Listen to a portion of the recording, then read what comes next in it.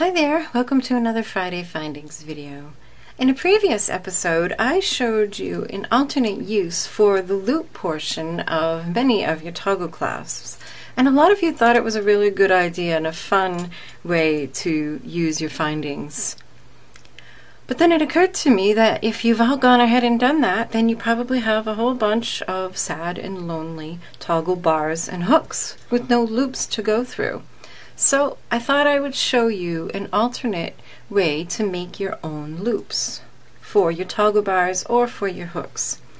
And it's pretty simple. It's just using bead stringing wire and seed beads. So on this piece of wire, and we'll pretend it's a longer piece with a necklace perhaps or bracelet attached to the other end, the first thing I've done is strung a crimp bead. And then I have 20 or so seed beads. And the number of seed beads you need really depends on the size of the loop that you have. And then all you do is put your wire back through that crimp and pull it up snug, and you have a loop just right. Let's see, like for this kind of a closure. And all you have to do is flatten that crimp like you would any time and cover it with a crimp cover.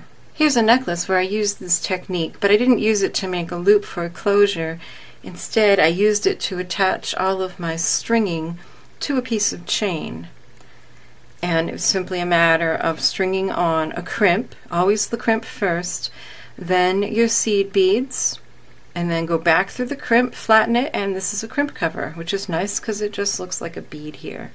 I've also seen this kind of thing used for making eyeglass holders. And these are just the ends, and then you have some beaded parts that go around the back of the neck, and you might want to make these a little bigger. But then the eyepiece of your eyeglasses go right through there. So there's another use. And you can just make general purpose loops with seed beads by stringing on a bunch of seed beads, and then the end wire goes back through the first seed bead. You pull it snug. And this can be in the middle of a design. You can have more beads strung on either side. It can be a purely decorative element.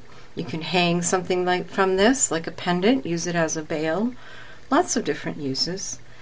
Or you can first string on a crimp like we did before.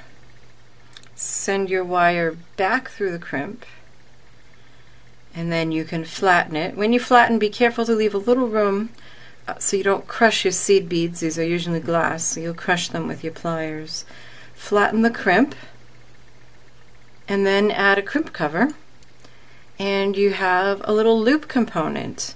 Now you could leave both wires on, you could leave just one on, you could cut them both off, depending on the way you're going to use this. Keep in mind that the bigger you make the component, the less round it will be and the more oval it will be with any kind of pressure put on either side. But that can be pretty too.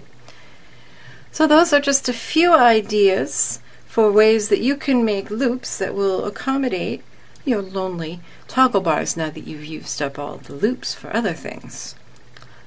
So I hope this has given you some ideas for different ways to use your findings.